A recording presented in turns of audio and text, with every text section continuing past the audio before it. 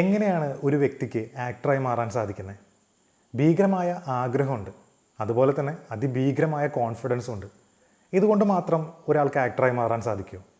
അതുപോലെ തന്നെ ഈ ബോൺ ആക്ടർ എന്നുള്ള കൺസെപ്റ്റ് യഥാർത്ഥത്തിലുണ്ടോ? നിങ്ങളീ പറയുന്ന ബോൺ ആക്ടറിനോട് ചെന്ന് ചോദിച്ചു കഴിഞ്ഞാൽ ആൾ പറയും അങ്ങനെയൊന്നും ഇല്ല എന്ന്. അപ്പോൾ പിന്നെ ചോദ്യം അവശേഷിക്കുന്നു, എങ്ങനെ ഒരു വ്യക്തിക്ക് ആക്ടറായി മാറാൻ സാധിക്കും? ഉത്തരം വളരെ സിമ്പിളാണ്, സ്കിൽസ്. നിങ്ങളുടെ സ്കിൽസ് ഇമ്പ്രൂവ് ചെയ്യുക എന്നുള്ളതാണ് ഏറ്റവും വലിയ കാര്യം, മറ്റേത് ജോലിയും പോലെ തന്നെ. അപ്പോൾ ഇന്നത്തെ വീഡിയോയിൽ ഒരു ആക്ടറിന് വേണ്ട സ്കിൽസ് എങ്ങനെ ഇമ്പ്രൂവ് ചെയ്യുക എന്നുള്ളതിനെ കുറിച്ചാണ് പറയണേ. I am challenger, welcome back to my channel. Acting skills improve ചെയ്യാനായിട്ട് ഏറ്റവും ആദ്യം വേണ്ട കാര്യം prepare your mind and your body. നിങ്ങൾ ഈ നേരത്തെ പറഞ്ഞ ആഗ്രഹം നിങ്ങളുടെ കോൺഫിഡൻസ് ആയിട്ട് ബൂസ്റ്റ് ചെയ്യുക, അതുവഴി നിങ്ങളുടെ മൈൻഡിനെ പ്രിപ്പയർ ചെയ്യുക. അതുപോലെ തന്നെ ഒരു ആക്ടറിൻ്റെ ബെസ്റ്റ് ടൂൾ എന്ന് പറയുന്നത് അയാളുടെ ശരീരമാണ്.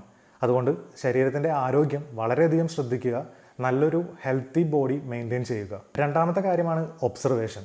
നമ്മൾ ഡെയിലി ഒരുപാട് പേരെ കാണുന്നുണ്ട്. അങ്ങനെ കാണുന്ന ആളുകളെ അവരെങ്ങനെയാണ് സംസാരിക്കുന്നത്, അവരെങ്ങനെയാണ് നടക്കുന്നത്, അവരെങ്ങനെയാണ് ഒരു കാര്യം കമ്മ്യൂണിക്കേറ്റ് ചെയ്യുന്നത്, അവരുടെ ബോഡി ലാംഗ്വേജ് എങ്ങനെയാണ്, ഇത്തരം കാര്യങ്ങളെല്ലാം തന്നെ മനസ്സിലാക്കുകയും പിന്നീട് ഒരു ദിവസം ഈ പറയുന്ന വ്യക്തികളിൽ നിന്നും ഒരാളെ റാൻഡംലി സെലക്ട് ചെയ്തതിന് ശേഷം അയാളുടെ ചേഷ്ടകളും അയാളുടെ കമ്മ്യൂണിക്കേഷൻ രീതികളും നമ്മളൊരു ക്യാരക്ടറായി ഉൾക്കൊണ്ടുകൊണ്ട് നമ്മൾ പ്രാക്ടീസ് ചെയ്യുക.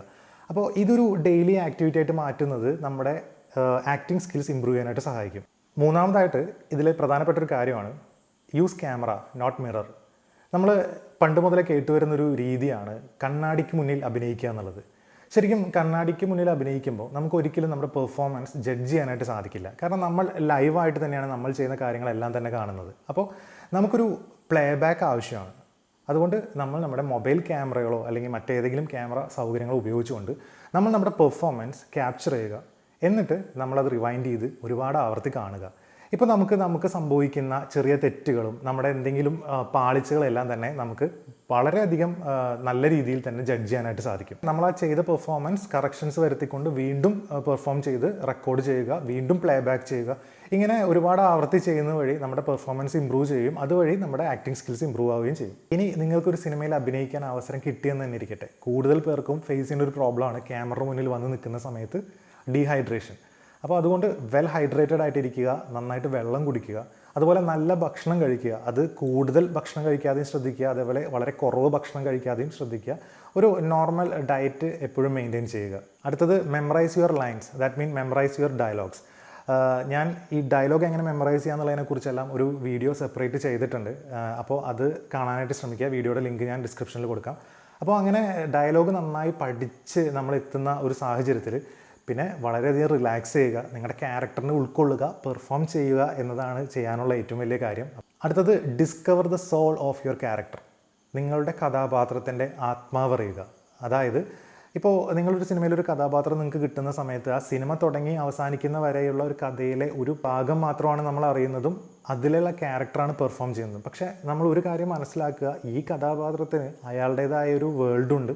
അതുപോലെ ആ കഥാപാത്രത്തിന് അയാൾ എങ്ങനെയാണ് ജനിച്ചു വന്ന സാഹചര്യം, വളർന്ന സാഹചര്യം, അയാൾ എന്ത് ജോലിയാണ് ചെയ്യുന്നത്, അയാളുടെ മെൽറ്റിംഗ് പോയിന്റ് എവിടെയാണ്, എപ്പോഴാണ് അയാൾ കരയുന്നത്, എപ്പോഴാണ് അയാൾ ദേഷ്യപ്പെടുന്നത്, ഇങ്ങനെയുള്ള ഒരു വലിയ ഒരു സ്വഭാവ സവിശേഷതകൾ ആ ക്യാരക്ടറിനുണ്ട്. പക്ഷെ സിനിമയിൽ ആ കഥാപാത്രത്തെ മുഴുവൻ അങ്ങനെ കാണിക്കുന്ന ഒരു അവസ്ഥയും നിലവിലില്ല. പക്ഷെ നമ്മളിങ്ങനൊരു കഥാപാത്രത്തിൻ്റെ ഒരു സോൾ മനസ്സിലാക്കുകയാണെങ്കിൽ, ആ കഥാപാത്രത്തിൻ്റെ ജേണി മനസ്സിലാക്കുകയാണെങ്കിൽ പല ഘട്ടത്തിലും നിങ്ങൾക്കത് ഉപകാരപ്പെടും. ഇപ്പോൾ ഒരു ഉദാഹരണം പറയുകയാണെങ്കിൽ, നിങ്ങൾ ഒരു പോലീസ് സ്റ്റേഷനിലേക്ക് പോകുന്നു, നിങ്ങളുടെ സുഹൃത്തിനെ ജാമ്യം എടുക്കാൻ പോകുന്ന ഒരു ക്യാരക്ടറായിട്ടാണ് നിങ്ങൾ ചെയ്യുന്നതെങ്കിൽ സാധാരണ ആ ഒരു ക്യാരക്ടർ അവിടെ ആ പോലീസ് സ്റ്റേഷനിൽ എത്തുന്ന സമയത്ത് നമുക്ക് എങ്ങനെയാണ് ബിഹേവ് ചെയ്യേണ്ടത് എന്നൊരു സംശയം ഉണ്ടായിരിക്കും. അപ്പം നമ്മൾ ആ ക്യാരക്ടറിൻ്റെ സോൾ മനസ്സിലാക്കുമ്പോൾ അയാൾ ചിലപ്പോൾ ആദ്യമായിട്ടായിരിക്കാം ഒരു പോലീസ് സ്റ്റേഷനിൽ കയറുന്നത്, ആദ്യമായിട്ടായിരിക്കും അയാൾ പോലീസുകാരായിട്ട് സംസാരിക്കുന്നത്. അപ്പോൾ ഇത്തരം ഒരു കാര്യങ്ങൾ മനസ്സിലാക്കി വയ്ക്കുമ്പോൾ നമുക്കൊരു മൈക്രോ എക്സ്പ്രഷനിലൂടെയും നമ്മുടെ ബോഡി ലാംഗ്വേജിലൂടെയൊക്കെ നമുക്കത് ചെറിയ രീതിയിൽ നമുക്കത് ഭയങ്കര ഭംഗിയായിട്ട് അവതരിപ്പിക്കാനായിട്ട് സാധിക്കും. അടുത്തത് നമുക്ക് എല്ലാവർക്കും അറിയാവുന്ന കാര്യം തന്നെയാണ്, ആക്ടിങ് ഈസ് റിയാക്ടിങ്. നമ്മളൊരു ഡയലോഗ് പഠിച്ച് പറഞ്ഞ് പ്രസൻറ്റ് ചെയ്യുന്നതിനപ്പുറത്തേക്ക് ഒരു സീനിലെ ഒരു സിറ്റുവേഷനിൽ നമ്മളെങ്ങനെ നമ്മുടെ ക്യാരക്ടറോട് പ്ലേസ് ആയിരിക്കുന്നു എന്നുള്ളതും ആ ക്യാരക്ടർ എങ്ങനെ ബിഹേവ് ചെയ്യുന്നു എന്നുള്ളതും അയാളുടെ ബോഡി ലാംഗ്വേജും എല്ലാം വളരെ ഇമ്പോർട്ടൻ്റ് ആണ്. അപ്പോൾ ഞാൻ മുന്നേ പറഞ്ഞ പോലെ ക്യാരക്ടറിൻ്റെ സോൾ എന്താണെന്ന് അറിയുക വഴി ഈ ഡയലോഗില്ലാത്ത സാഹചര്യങ്ങളിലൊക്കെ ഫ്രീസായിട്ട് നിന്ന് പോകുന്ന സിറ്റുവേഷൻ ഒഴിവാക്കാനായിട്ട് നമുക്ക് സാധിക്കും. അതുപോലെ തന്നെ നമ്മുടെ കോ ആക്ടേഴ്സിനോട് ചേർന്നിട്ടുള്ള ഇത്തരത്തിലുള്ള റിയാക്ഷനിലുള്ള കമ്മ്യൂണിക്കേഷൻ ആ ഒരു ആക്ടിനെ വളരെ മനോഹരമായിട്ട് കംപ്ലീറ്റ് ചെയ്യാനായിട്ട് സാധിക്കും. അപ്പോൾ ഞാൻ ഈ പറഞ്ഞ കാര്യങ്ങളെല്ലാം തന്നെ നിങ്ങളുടെ ആക്ടിങ് സ്കിൽസ് ഇമ്പ്രൂവ് ചെയ്യാനായിട്ട് ഉപകാരപ്പെടും. അതുപോലെ തന്നെ നിങ്ങൾ ഒരുപാട് സിനിമകൾ കാണാനായിട്ട് ശ്രമിക്കുക. അത് എല്ലാ ലാംഗ്വേജസിലുള്ള സിനിമകൾ കാണാനായിട്ട് ശ്രമിക്കുക. തിയേറ്റർ ആക്ട് കാണാനുള്ള അവസരം ഉണ്ടെങ്കിൽ അതും പോയി കാണാനായിട്ട് ശ്രമിക്കുക. പിന്നെ ഒരു സിനിമ ഒരിക്കൽ നമ്മൾ എൻജോയ് ചെയ്യാനായിട്ട് കണ്ടു കഴിഞ്ഞാൽ ഒരു റീവാച്ച് കൂടെ നടത്തുക. അങ്ങനെ നടത്തുന്ന സമയത്ത് നിങ്ങൾ കൂടുതലും ആ ആക്ടേഴ്സിൻ്റെ പെർഫോമൻസിലേക്ക് കൂടുതൽ ശ്രദ്ധ കേന്ദ്രീകരിച്ചുകൊണ്ട് കാണാനായിട്ട് ശ്രമിക്കുക. ഷോർട്ട് ഫിലിംസിൽ ചെറിയ രീതിയിലുള്ള ചെറിയ ബഡ്ജറ്റിലൊക്കെ ഉള്ള ഷോർട്ട് ഫിലിംസിൽ അഭിനയിക്കുക. കാരണം അങ്ങനെ അഭിനയിക്കുന്നത് വഴി നിങ്ങൾക്ക് ഈ സ്ക്രീൻ ആക്ടിങ്ങിൻ്റെ കുറച്ച് മെത്തേഡുകളെല്ലാം മനസ്സിലാക്കാനായിട്ട് സാധിക്കും. ഈ പറഞ്ഞ കാര്യങ്ങളിലൂടെ എല്ലാം തന്നെ പ്രാക്ടീസ് എന്ന് തന്നെയാണ് പറയാനുള്ളത്. പ്രാക്ടീസ് ചെയ്യുക, അതുവഴി തന്നെയാണ് നിങ്ങളുടെ ആക്ടിങ് സ്കിൽസ് ഇമ്പ്രൂവ് ആവുകയുള്ളൂ. നിങ്ങൾ ചെയ്യുന്ന ക്യാരക്ടേഴ്സ് അത് ഏത് തന്നെയാണെങ്കിലും എൻജോയ് ചെയ്ത് ചെയ്യാനായിട്ട് ശ്രമിക്കുക. കാരണം ആക്ടിങ് എന്ന് പറയുന്നത് ഒരു തരത്തിൽ ഒരു പരകായ പ്രവേശമാണ്.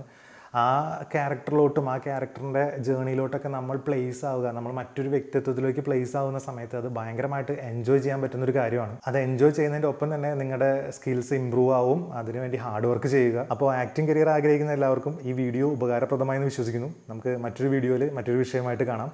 ബൈ.